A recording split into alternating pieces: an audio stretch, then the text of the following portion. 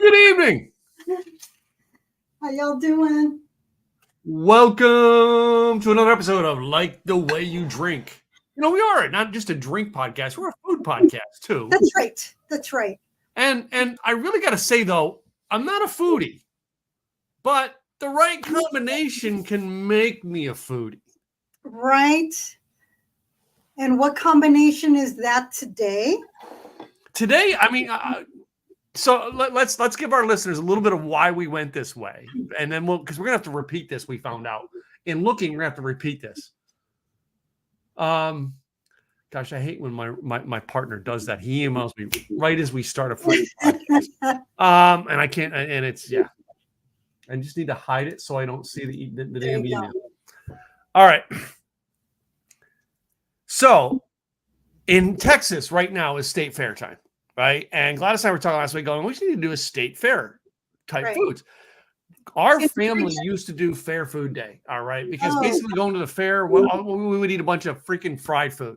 That's right. And it's good. And I mean, for Oregon, depending on what part, Oregon, Washington, it's August, September is when all the state fairs happen.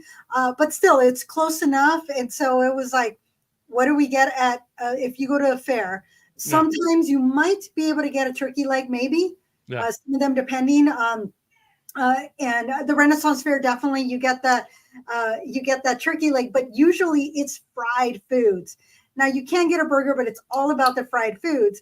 And the great thing was I got to go to Seaside last week, and Pronto Pop, we saw somebody eating a corn dog, and we said, "Where'd you get that?" They're like, "Pronto Pop," and it's like, okay, for tomorrow.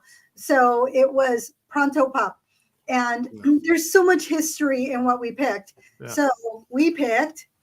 So we picked. All right, we picked fried. For the corn dog and like tater tots. All right, but basically fried taters. So I did a hash patty that I have these in my freezer all the time because my daughter loves them. I do have hash. After I started cooking, and I had realized I had hash browns, the little hush puppy ones in there, and I couldn't have done that. We always have them in the freezer, but I added something because it's something I also, and we've had it on the podcast before, but I always have them in my freezer, and that is my pretzel stick. I love pretzel sticks. They're so much fun. So, I mean, but this idea is stuff we'd have at a fair food. And now growing up, I didn't have state fair. I went to county fairs. Right, yeah. I really didn't go to state fair when I lived in Pennsylvania. It wasn't until I moved to Texas. And I think I was here the second or third year I was here. I finally went to the state fair because it was here in Dallas. It literally was, an hour drive down and an hour drive back. All right. And literally, the first couple of years I didn't go for food. It was later on I started to go for the food. And what's going to be the food every year? Almost always, our fair has always had a wine tasting tent, a beer tasting thing. So like beer in Southern California, there was a beer tasting tent, and of course all the vendors and everything. And I remember one year, we're driving with my mom and one of my friends, and we're going, and we're just stuck in traffic. Mm-hmm. And we're in traffic, and after about an hour, we're like, "Why are we doing this?" Because that was the opening day when it was $2 to get in, and we're like, "We'll just pay the whatever later on." We ended up going to dinner in Laverne, California, and we just said, "Forget the fare." It was just kind of funny that everybody was going on that day because it was $2 to get in. Not at the time, it was not that expensive. I think it was like $5 for seniors and maybe $7 or $8 for adults. So it's not like it was a huge discount, but still, it was the whole purpose of going. And we're like, "Oh no, we needed to leave really early." So that's the one that I do remember. And then I remembered going another year where I got to see them milking the cows and getting all the milk together. So that was quite interesting. But I've been to both Oregon and Washington, again, county and state. So it's been a lot of fun. We did. I remember my brother Nate and I one year, we did it like a nighttime version. Oh yeah. Basically, they had an evening pass where we can go after work. I want to say that was probably my best year to go to the state fair because it wasn't as crowded. It didn't feel as crowded going there. Here at the Texas State Fair anyway. As a kid, the county fairs we went to, and I remember as a really young kid, my dad used to do the tractor pulls, and I remember he geared up his little lawn tractor to do the lawn tractor. I mean, they had tractor pulls at different levels. and my dad had a lawn tractor that he basically would take in. He won a lot, and it was this thing that he went to and did. And I don't remember when we quit going, but I want to say it was like 74, 75-ish. We quit. Wow. She's taking her photos, selfie photos with it. So, Yeah. But state fairs has always been good food. Today we're just going to sample the corn dog, which is something almost every state fair has. There's a lot of great stories with the corn dog. I'm sure you've got. And then hash browns. But then the drink that we actually chose today was, we said lemonade. Anything can go with lemonade. Now, I have 3 different things to combine it with, and I got the shaker, but I also had the stir just in case I want to stir, right? But talk about, I mean, lemonade's kind of a summery drink, and state fair always was like the line between summer and fall. Mm-hmm. That's why I chose the lemonade drink. So, and I know, what do you think I'm going to mix it with? Other than the obvious, what are the other 2 I'm going to mix it with? You know my obvious. Well, obvious is moonshine and vodka. Vodka, yep, got vodka. That's number 2. You got any whiskey or bourbon there? I actually did not bring whiskey or bourbon. I brought the other thing that we would have with lemonade. Gin or tequila? No. Huh? What? Tequila? Tequila. Yeah. To me, tequila and lemonade. And the only thing I almost was going to bring it in because I have in my refrigerator almost always a green tea lemonade that I make. Okay. Here at home. All right. I heat the tea up. I add the lemonade to it. And I kind of have it in my refrigerator almost year round, a green tea lemonade. And it's always I have these mason jars. I make it in a mason jar. And I remember the time that I took 2 mason jars of my green tea lemonade. And I think I was adding raspberry at the time. I might have been adding peach to it. I don't remember. And I took it to one of Craig's masterminds. And I brought it out on the table, and I'm sitting there pouring it over ice over the day. And everybody's like looking at me kind of strange. I'm like, what? It's lemonade and tea. And Craig thought it was one of my moonshine mixtures. Right. It wasn't, Craig. Well, as we were researching, National Corn Dog Day is in March. So we're going to have to redo this. And not only the corn dog, but the tater tots. So National Corn Dog Day was inaugurated in 1992 in where? Corvallis, Oregon. Smart ass. And the first celebration was informal, and it only involved a few corn dogs and basketball. Then in subsequent years, National Corn Dog Day was expanded to include tater tots and, of course, beer. And then it gradually spread to other cities. So it's usually sponsored by Foster Farms, that are in Livingston, California-based poultry producer, PBR. Foster Farms, so you know, who's one of their spokesmen that you and I know, but it's also in my mastermind. I did not know this. Who's that? Terry Harden. Oh, I did not know this. He's one of their sponsors. Yeah. She's one of their spokesmen. Yeah. Okay. And then Jonas Sodas, which hopefully many of you have seen. And they do actually have, they are governed by a board of directors and event host as city captains in the U.S. So by 2007, parties celebrating National Corn Dog Day happened in 113 locations in 30 states and Australia. And then it increased in 2008, and then in 2009, 2008 was at its peak, but there was nearly 400 on March 21st of 2009 when it took place on Saturday, March 21st. And on March 16, 2012, our then Oregon Governor John Kitzhaber issued a proclamation declaring March 17th, 2012 to be National Corn Dog Day. I actually got to meet Governor Kitzhaber on a couple of occasions, and I think I might have a picture with one. So that was kind of fun. So that's the history of the corn dog now, or of Corn Dog Day. Now, the corn dog, the history states that a German immigrant went to Texas, and they were a sausage maker back in Germany. And so there was a resistance to the sausage that they were made, but they were the ones that were credited with introducing the corn dog to the U.S. through serving it on a stick later on. Now, there was a patent that was filed in 1927 that then combined the dipping, cooking, and the article holding the apparatus that described what would be a corn dog amongst other fried foods, and which was, putting it on a stick, then putting it self-rising flour, which then was in deep fried oil or deep vegetable oil that it was put in at 390 degrees Fahrenheit, which they said resulted in a food product on a stick that was handled in a clean, wholesome, and tasty refreshment. They called it refreshment. But it was in between 1930 and 1942 that Carl and Neil Fletcher, they laid a claim that they were the ones that introduced the corny dogs at the State Fair of Texas.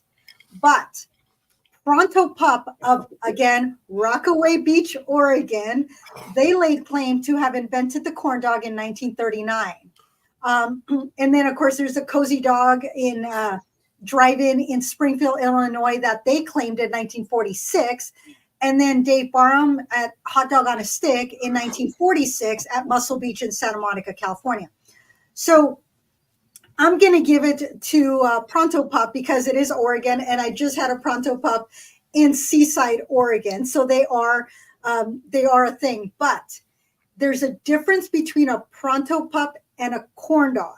The corn dog is a little sweeter. Cornmeal is used, whereas with the Pronto Pup, they use different types of flour, so it's not as sweet. So there's a difference there. So that's the history of the corn dog. Now, the one which I was like, oh my goodness, it brings it back to Oregon. But the other history is the history of tater tots. I didn't think anything of it as I started to research it, but a tater is another name for potato, y'all. And it is tater tot is actually a registered trademark of Ore-Ida.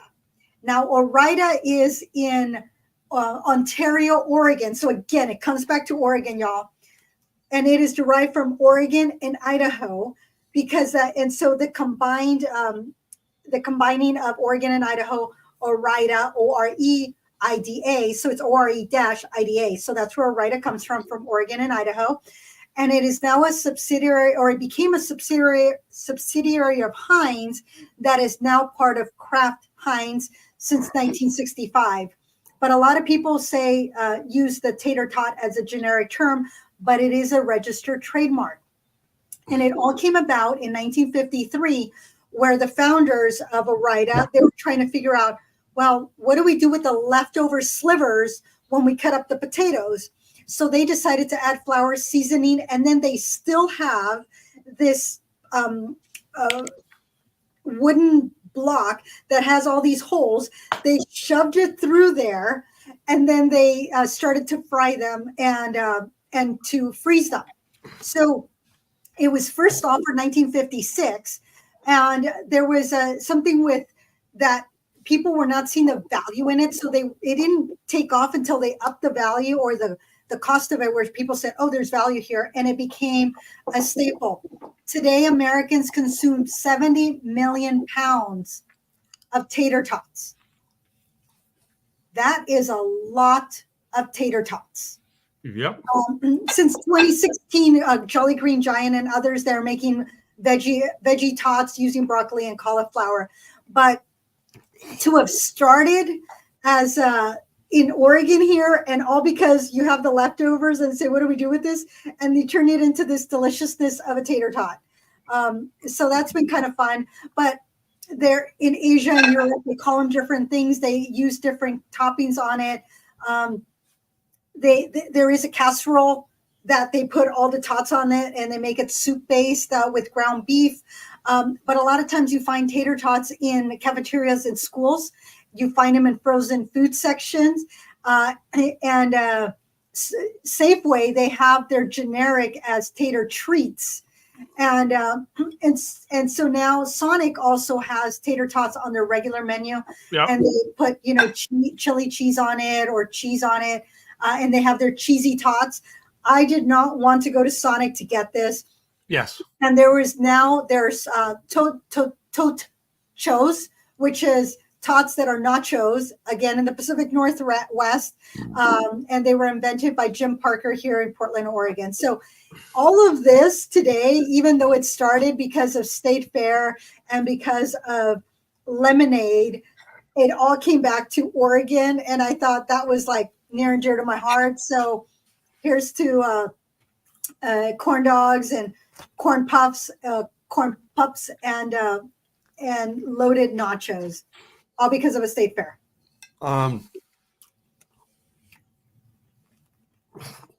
Interesting fact in the website side of the foods that we are eating, cornydogs.com goes to a Texas cuisine website. Okay. Corndog.com is for sale if you're interested in buying it. What's the cost of it? Just $180,000. No, petty cash. Yeah. So if anyone out there wants to buy the web domain, corndog.com, it is for sale for $180,000. But you better be selling some good corn dogs, man, to make up that $180,000. Both Tater Tots and tatertot.com may be for sale. It just says they're out there, but they're not. Nobody has them posted up.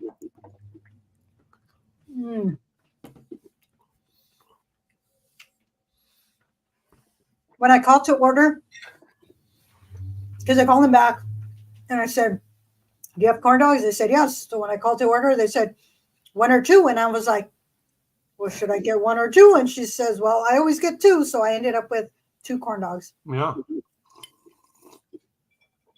And I did my first batch of lemonade. I don't know if I'm going to mix a second batch because I kind of like this. The corn and the corn whiskey of moonshine is a sweet combination of sweetness and lemonade. Well, there was a few recipes that I really liked that I was like, bourbon lemonade is just bourbon, lemonade, lemon slice, easy peasy, rocks glass, garnished with lemon slice. But then there was a Gold Rush that I thought of, but I didn't have honey. That one is honey, bourbon, and lemon juice. But the one that I said, ooh, I have this, Fool's Gold. Yeah. Light bourbon cocktail. It has bourbon, lemon juice, and limoncello liqueur. Well, it just so happens that I have a limoncello liqueur. I have the fresh lemon. I have the simple syrup. One thing I don't have is the fresh sage, which I didn't want. And of course, I have the bourbon. I have both Buffalo Trace as well as I.W. Harper. This is a Cabernet Cask Reserve. This one's hard to find, so I was debating if I wanted to open it. As you can all tell, it's still, I've had it for, I don't know, a few months, and I've like, do I open it? Do I open it? I'm kind of like babying this one. So I think you should wait to open that until I get one and we open it on the podcast. Okay. This one's a hard one to find. So I know. So I'm having a hard time getting Buffalo Trace down here in Texas right now. Really? I better see, because I'm down to my last little bit here. No, I can walk into my bar and get it. Okay. I can't walk into a store and buy it from my own bar at home. Wow. Okay. That's interesting. But I mean, just like my moonshine, I get it from an online store now. And have it shipped here. And I think it's being shipped here from either Carolinas or Florida, but not now from Carolina, but anyway. Well, I just realized I don't have my ice to shake. You got to get ice to have this. Come on. I have it. It's in the freezer. So I know. You're going to have to abandon us, and I'm going to have to talk and eat at the same time. I was going to say, so explain what cocktail you made, how much you put into it, and why you like it so much. I'll be right back with my Yep. ice. So, yeah. So I mean, I really love the lemonade with the with my moonshine into it, and of course the moonshine I have, as always, that I have a lot of. Well, I don't have a lot of. I'm running low of it. Is Tim Smith's Climax. Tim Smith, if you ever see our podcast, please get me some more Climax in Texas. I love your Climax triple grain. So I always have I almost always try to grab a bowl of ice when I do the podcast. I don't know why. I just always have a bowl of ice, whether we're going to mix it or not. Yeah, and I don't know why I didn't grab it. It was right there. I grabbed everything else, didn't grab the ice. Now, for those that are our age, y'all remember the peachy folders? Yeah. Well, the back side, this is the front side. The back side of the peachy folder, there is this one that they're on a lift. And so you can see the mountain in the back, and they're on the lift with skis. That is Timberline Lodge here in Oregon. So bringing back Oregon into all the mix. So it's been kind of cool to have so much history that is part of the food and the things that built America. So I'm going to go on mute because it's going to get loud when I shaky, but I'll take a second, before I decided to stir instead of shake myself. Okay. It seemed to work better to do the stir instead of the shake tonight, but. Okay. Oh, the other thing that I wanted to try, I have this sparkling Sicilian lemonade. So this is one that I definitely want to try, but it is sparkling. So this one is not a shake one. Mm-hmm. Anything that says sparkling, anything with bubbles, do not shake it, y'all. You will make a mess. You'll get it all over, and then you'll be all sticky, and you'll need to take a shower and do a lot of cleaning. So this one, I'm just going to pour it separately. I did bring one of my tall glasses because this is my Oregon Brewery Run series. I figured lemonade. I can make a big glass of lemonade. I may or may not use it. If I'm using the Sicilian, I'm just going to go with one of my smaller glasses here. But for this particular one, my Fool's Gold, I will be using a rocks glass here. But I didn't grab my big cube, so I'm just going to use a few of the smaller cubes here. Okay. So I know, you know me, I like my big cubes, but for today I will be. Well, for a drink like this, I would normally have small cubes. I wouldn't have a big cube on a drink like this, unless I was doing the bourbon lemonade. Now that one I would. Okay. I like a slow melt on the bourbons. And I really thought I was going to like this and try it with tequila. I should still probably try it with tequila, because tequila is a great mix with lemonade. It's a great combination if you haven't tried it. It's almost like a skinny margarita. Almost, not quite, but almost. And I haven't opened this in a little bit, but oh my goodness, it smells delicious. The limoncello. Mine, so pure lemonade. Lemon, sugar, water. And when you're doing a lemonade, in case you all didn't know, make sure you melt the sugar with the water before you add the lemon, because otherwise it's going to be harder for it to become sweet. So just keep that in mind. I will tell you some of the mixes that I like in lemonade is the only one I like is I think it's old Country Time is the only mix I would get, because it's the only one that seems to be close to sugar, lemons, water. Oh my goodness, I grew up on Country Time lemonade. Yeah. It was like, yeah. But the Simple brand, Simply, I won't say it's like the Simply Juice brands. Yeah. Oh yeah, I like Simply. Their lemonade is pretty good lemonade as well. I don't know that I've had their lemonade. I love their orange juice. So it's good stuff. All right, I'm gonna mute because I'm gonna be loud in my shake. But that's always lemonade, and then basically I added a shot of moonshine to it. I didn't even 2 shots, just 1 shot of moonshine, and stirred it in. And so I want to say it's like 2 parts lemonade, 1 part alcohol. Then you can add almost any alcohol to lemonade by itself, and it's going to give you a great drink.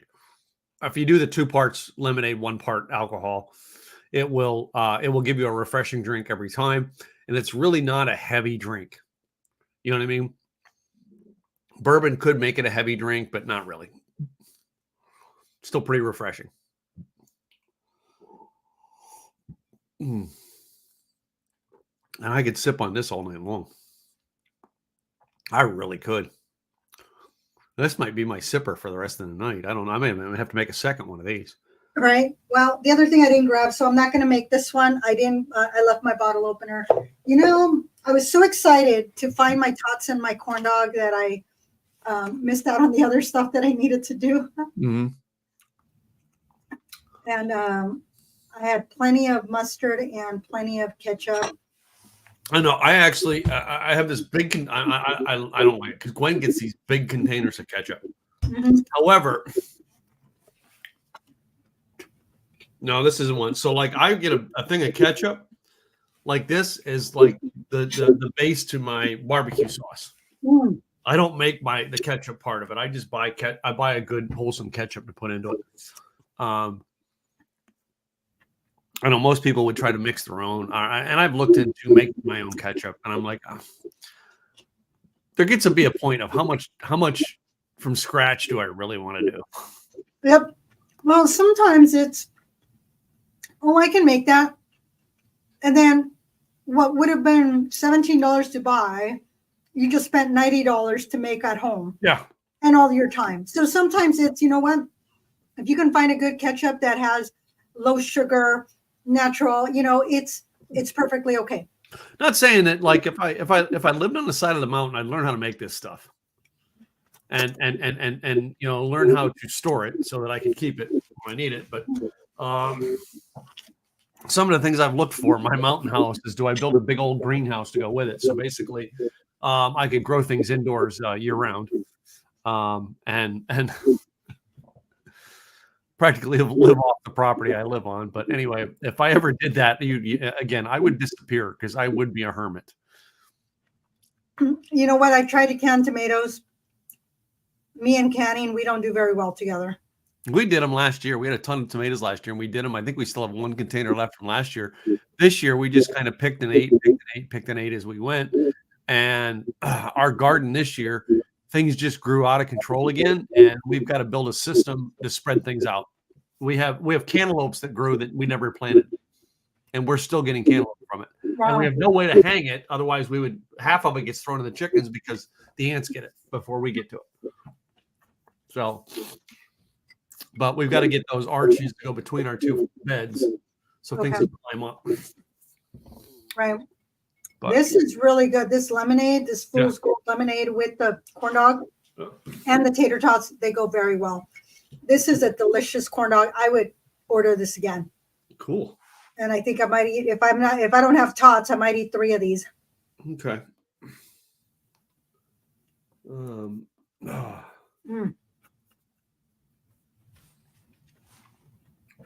So,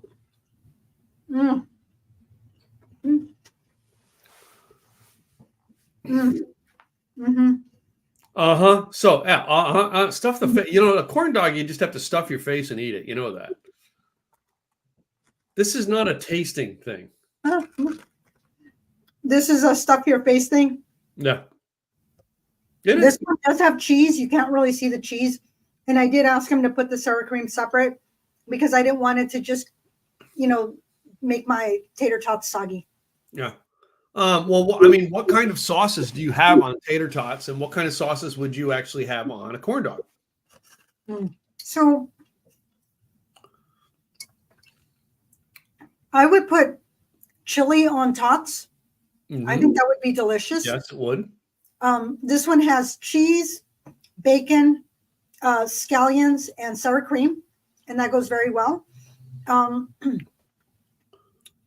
don't know. You know, there's I know that I saw some in Asia where I think it's like a teriyaki that they used. Mm-hmm. That was different because I never would have thought, you know, to do something like that. Let me see if I can find it. Um, there's a Korean one that they drizzle this sweet gochujang. It's a sauce in Korea. There's a generic version that the hash brown potato bites. So that was kind of another one that was like, oh, okay, that's different. I think people would put ketchup on them. Yeah. That's like the normal, just go with ketchup. To me, by the time I have to put ketchup on tater tots, I no longer like them. I want to eat them by themselves. Okay. All right. The other thing is like, it's like fries. All right. I eat fries French fries by themselves. All right. But when you start putting ketchup on, now you got to put ketchup on the rest of them. You can't just go back and forth. So, I've actually liked having French fries, and I've not remember done. I don't think I've done it with tater tots. I might have. Is cocktail sauce. Oh. Okay. I never would have thought of cocktail sauce. All right. I don't know if I'd on a corn dog. I don't know if I'd have hot dog sauce on a corn dog. Corn dog. I was thinking either a chili dip or maybe a cheese. All right, or chili and cheese, but then ketchup and mustard. Yeah, mustard. Yeah. And then the pretzel I had, same thing. I'm either going to do a mustard. I kind of like a stone ground mustard on mine, but I don't do a lot of them. But I like the cheese dip too. So yeah, I like cheese. I've done marinara. I'm not as keen on the marinara, but definitely cheese or mustard, like a stone ground mustard, is pretty good.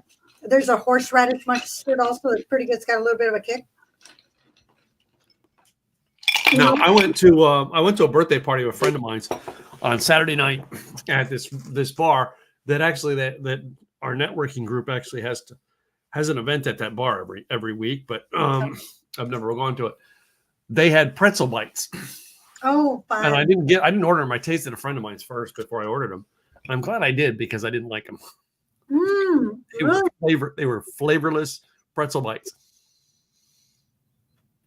Pretzel, I mean, you do a soft pretzel type combination, you've got to put salt on it. And I think they put no salt on it, so it's kind of a flavorful dough. No, I remember pretzel time at the mall. I preferred pretzel time over Auntie Anne's. Yeah, theirs was okay, but Auntie Anne's is a buttery because of the fact of how they make it.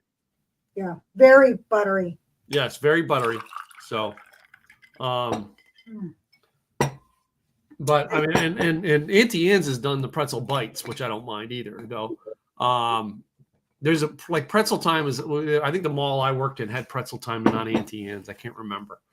But that became one of my favorite places to go to every day. And you'd get them cheese by themselves, however, every time. Yeah. And so I ended up going to this place and I ordered a pretzel. It had been sitting there like 20 minutes, and I was like, all right, I'll take it, but I was not super happy. And I was going, and I wanted the cheese, and it was like more expensive than I thought it was supposed to be. And then I realized I'm like, what did they do with my pretzel? I wanted a pretzel. And they put it in a cup, and I'm like, okay, I was not happy with that. It's like, why would you do that to my pretzel? I didn't ask you to do that to my pretzel, but okay. And then I realized, they gave me pretzel bites. Yeah.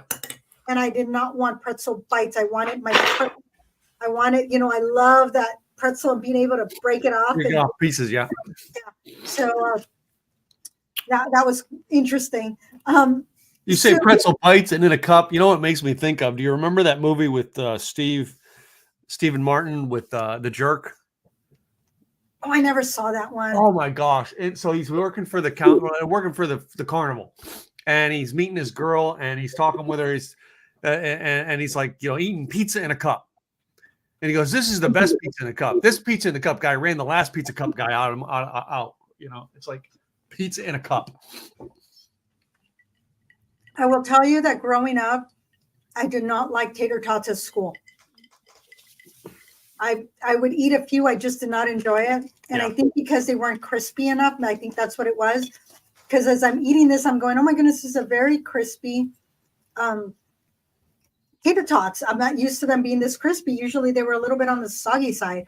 Yeah. I think they were trying to push them out so quickly. So if you can find a local place that is making the tater tots, and you get them fully loaded, there are some places that you can get fries, and if you want tots, they charge you extra. And it's like, what do you mean? It's like this is supposed to be less expensive, but nope. They will try here in the Pacific Northwest. You will pay more for a tater tot than you will for French fries. Now, here in Texas, we have several places that have sweet potato tots. Mm. Ooh, I highly recommend them. Oh. But I probably should have gone 3 of these. They're really good. yeah, I should have made more than what I made. Trust me. And the tots, I'm not going to finish them. I mean, that's Things that you can add to. Okay, let's do this now. Things that you can add to your tater tots to make them flavorful. Well, I could throw an egg. Bacon bites. Bacon's in there. Yeah, bacon bites. There's bacon in here. Look, there's bacon. Yeah, maybe have some guacamole with them. Oh, I do have avocado. Maybe queso. Think about dipping them in queso. Oh, even though there's the melted cheddar in there with queso, it's gooey and it'll just bring the flavors out. Yeah. Well, even if you got plain ones, the way to eat them would be queso. Some there you go. Queso. And sometimes you don't have to get the loaded top. You can just get an order of a regular tots and add whatever you want to it. Yeah. So. Just throw some shredded cheese on top. Originally, what I was going to do is I was going to shred my cheese and scallions and make my bacon. I didn't have time. I forgot, actually. I had all the stuff. I was like, oh. And then I went, do I really want to try to put it all together? And I'm like, you know what? To save me time, energy, and stress, let me just get the loaded tots. Mm-hmm. It's really good. After this, I might have to go back and order another corn dog. Just eat it there. Bummer. All right. Sean's trying to do his Homer Simpson voice. They're gone. Oh my goodness. Sorry, Sean, none left for you. Have to go get your own. Wow. They were really good. All right, I need to get another one. That was super yummy. I have no complaints about it. We had a delicious corn dog in Vegas. It was huge. Oh my goodness, it was as big as my head. But it was a corn dog festival. So like all the vendors there were all selling corn dogs, different types of corn dogs. There's some that didn't even have meat in them. They had the vegetarian ones. It's like going, oh no, I want, some of them will have, instead of the wiener, they will have a sausage in there. They'll do different things. So there's a lot of things you can do with the corn dog. More things than I ever thought possible. One of the best ones, Pronto Pup, was good, but Wankers here in Wilsonville, oh my goodness, they make a good corn dog. They're small, but they're so good. So 2 with loaded tater tots, not too bad. So that is a place I will definitely be going back to have a corn dog. So do you have a local corn dog place you can go to? Yeah, I take that back. I've got to go find out this one place because I found it last week meeting with a potential client. He said, meet me at this place called the Angry Elephant. Okay. What do you think the Angry Elephant is about? Well, it sounds like a bar. It is a bar. Okay. American food, but it has a theme to it. You don't know the theme until you actually walk inside, and then you'll figure out the theme within seconds. Or if you go to their website, you will figure out the theme in seconds. It sounds like with an angry elephant, it sounds from India. Nope. Really? That was my first guess, too. Jungle? Nope. All American food, to give you an idea. So, circus? That was my second guess, and yet I was wrong again. Don't make me look up the angry elephant. I was wondering if any of our listeners actually Googled it by now to find out, because they have several locations, not just the one here in Frisco, Texas. You're going to make me look it up, aren't you? Mm.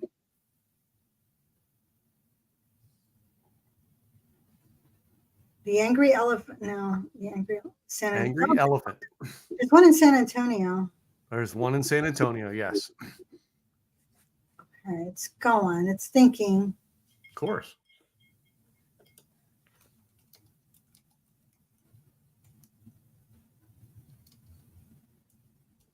Rock and roll? Nope. Well, they had this, and I don't,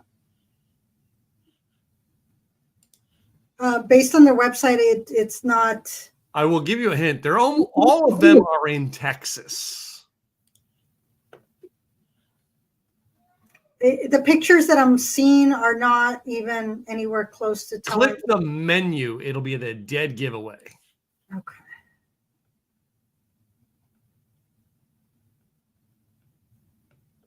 Get there. Then scroll down the old menu. Yeah, they do. They have mini corn dogs on their menu. Oh, there's a dog there. FTR All-American Dog. Mm-hmm. Is it Presidential Foods? Republican-themed political restaurant. A constitutional shrimp cocktail, a bit persnickety. It is to me. I told my Democrat son, you got to go to this with me. You're gonna crack up. You just roll over laughing when you look at all the stuff in this place. America chicken wings, the Amnesty quesadilla, the Al Gore Frito pie. Oh, that's funny. The Ronald Reagan burger, the CNN burger, which is fake meat. The hot dogs they have are the FDR hot dog, all American, the Obama Chicago hot dog, okay, the Al Gore Frito pie hot dog, the Beto O'Rourke Mexican dog, the Ben Franklin Philly cheesesteak dog, the Bill Clinton dirty chili cheesesteak dog, the George W. Bush BLT dog. Because it's an elephant. Yes. The Joe Biden shroom dog. Oh my goodness. That's the Hong Kong Phooey. We're just bad. That's just bad. Oh, I find this hilarious. The MSNBC vegan dog, it's fake meat. All right. But some of their sandwiches are the original Trump cheeseburger, the Chuck Norris, the Ron DeSantis chili cheeseburger. All right. The pacifist pulled pork and mac cheese sandwich. Anyway. Oh, please stop. My drink is almost gone. Anyway,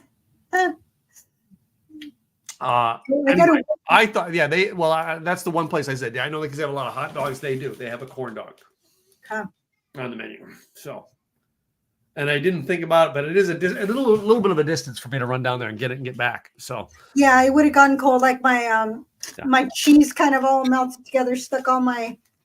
It's all stuck together. I literally did not want to get it off so I just pulled it, and when I tried to cut one down, it made a big old hole. So, yeah.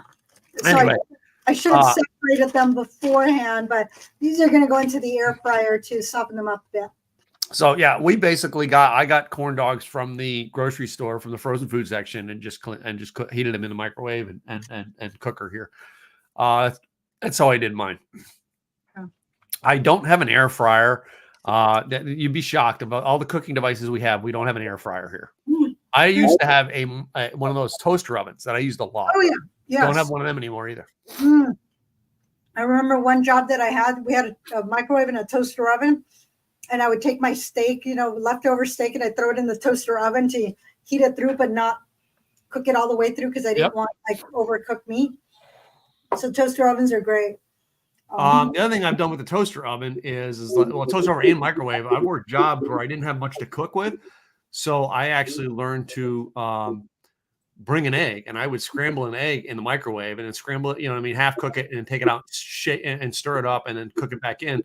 You had to do it in phases with an egg, but I've also done the scrambled eggs in a toaster oven. which basically you get the right dish that you could do it on, and then you just stir it up and scramble it. I wouldn't fry it that way. I just make it and scramble it. Yeah. Oh, this is yummy. Well, You're out. All right. Yeah, I'm on my second one, and I'm not quite out yet. But anyway, it's well, been a fun podcast. I didn't do my second one because I really wanted the Sicilian lemonade.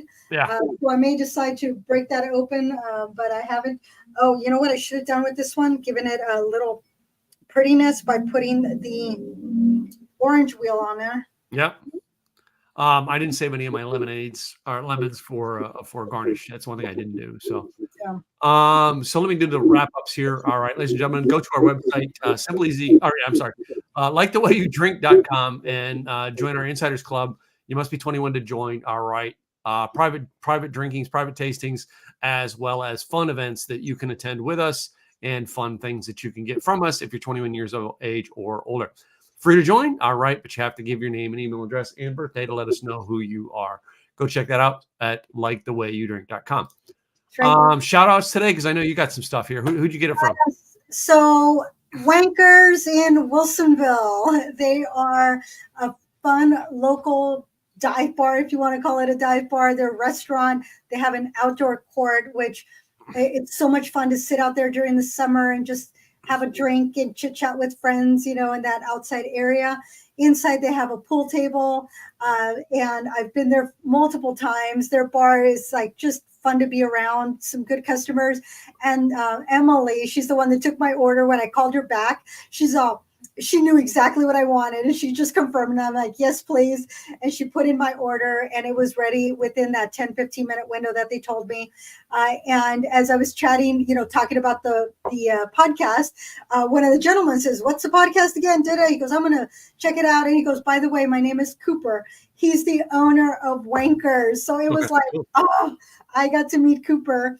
Super nice guy, and so thank you, Wankers, for taking care of me, not just today, other times that I've been, there's been a little bit, but that was one place that I was there a lot more. Delicious. Oh my goodness, corn dogs, absolutely the bomb, and the loaded tots were pretty good. So thank you, both Emily and Cooper.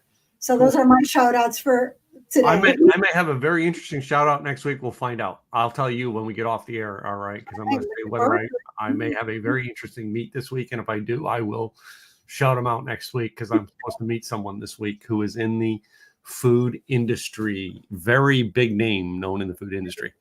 Fun. We shared his stuff a couple weeks ago on the podcast. Anyway. But other than that, all right. This podcast is brought to you every week, ladies and gentlemen, by our businesses. Our businesses are the sponsors. You see right down there below, both Gladys's and mine. All right. We're going to do quick commercials here about it, so you know about who we are. In case you know anyone looking for our services, we'd appreciate you sending them our way. Let's start out with Gladys. Hello, Gladys Boutwell, Insurance by Design, helping employers become employer of choice. There's 101 different ways you can attract and retain quality staff by showing them how much you care through employee benefits. Employee benefits simplified. That's what I do. If you have questions, if you can even afford to provide benefits to your staff, get on my calendar, enrollnetoregon.com, or go to my website, insurancedesignpros.com. And on the upper left, you will get the white paper of this book. This one goes into more detail on the 101 ways that you can show your staff how much you care. Gladys Boutwell, Insurance by Design. And this is my co-host.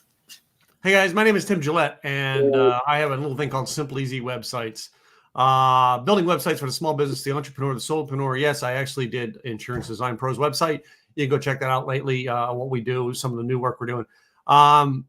We've had a specialty of working with the people who are just starting out, all right? Or if you feel you're paying too much for your website, by all means, come to see us. We've got a very reasonable solution for you, reasonably priced, and simple solution that can keep your business up and going and generating the leads it needs. SimpleEasyWebsites.com to find out more. Anything else? That's all I got this week. All right. Well, ladies and gentlemen, with that, we are going to give you one last cheers, and we will see you guys next week. Cheers, y'all.